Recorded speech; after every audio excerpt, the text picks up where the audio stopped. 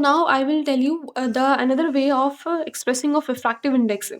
So that is in terms of the speed of light. Okay, so refractive index is what ratio that it will be is n, and that will be equal to the speed of light, speed of light in air or vacuum. Okay, you can take both, in air or vacuum, upon speed of light in another medium,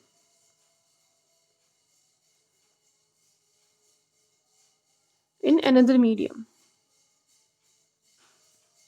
Whatever the medium you are taking, glass and alcohol, benzene, diamond, whatever the medium there.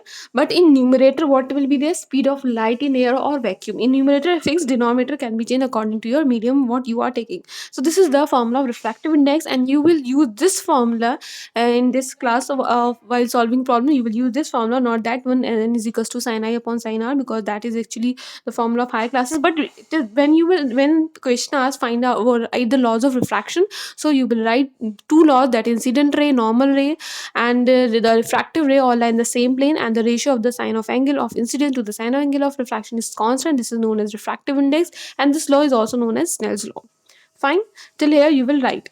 But in numericals, if it is they asking find out the refractive index, then you will use this formula. So let's do one problem.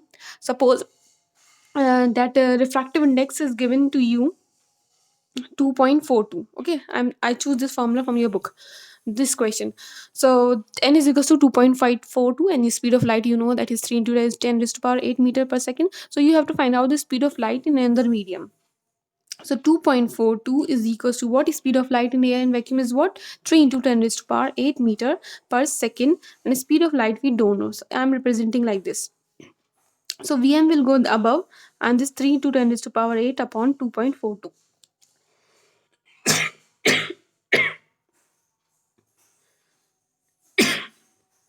So next is will be what? When you will solve, so it become 1.24 into 10 raised to power 8 meters per second. See, we find out the speed of in another different medium.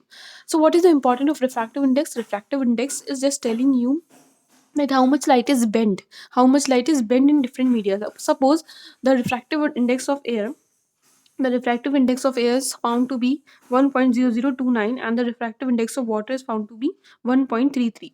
So you can see here that refractive index of water is more than refractive index of air. It means that mm, the light bends more in water than in air.